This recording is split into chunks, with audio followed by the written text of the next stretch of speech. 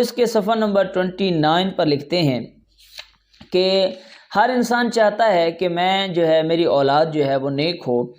تو وہ فرماتے ہیں کہ دیکھیے اولاد جو ہے وہ پیدا کس سے ہوتی ہے؟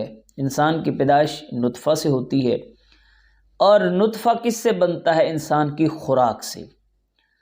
اب یہ بات بڑی قابل توجہ ہے کہ ہر انسان چاہتا تو ہے کہ میری اولاد نیک ہو، لیکن اولاد نیک پیدا کیسے ہوگی؟ اس کا طریقہ کار کیا ہے؟ وہ فرماتے ہیں کہ دیکھیں نطفہ جو آپ کے جسم سے خارج ہوگا اسی سے اولاد پیدا ہوگی.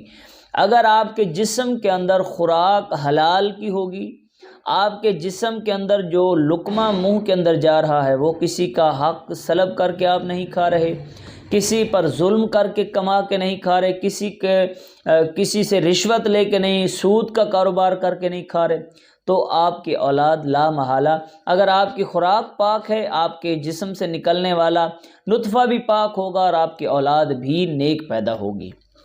وگرنہ اگر آپ کی خوراک ہی اچھی نہیں ہے، آپ کی خوراک ہی حلال نہیں ہے، تو آپ کیسے توقع کر سکتے ہیں کہ آپ کی اولاد جو ہے وہ نیک اور پاک ساز بنے؟ اس لیے جہاں پر ماں کی ذمہ داری ہے وہاں پر بچے کے اوپر ذمہ داری ماں باپ کو کھلانے کی، بچوں کو کھلانے کی، بیوی کو کھلانے کی ذمہ داری مرد پر ہے. تو مرد پر لازم ہے کہ وہ حلال کما کے لائے، اپنی اولاد کو حلال کھلائے، تاکہ اولاد کے اندر خوراک کا اثر ہوتا ہے. جب وہ حلال کھائیں گے تو اپنے والدین کا احترام بھی کریں گے. اگر وہ حلال انہیں نہیں کھلائے گا، پھر والدین کی نافرمانی اولاد کرے، تو پھر انسان کو حق نہیں ہے کہ وہ اعتراض کرے کہ میری اولاد میری نافرمان ہے.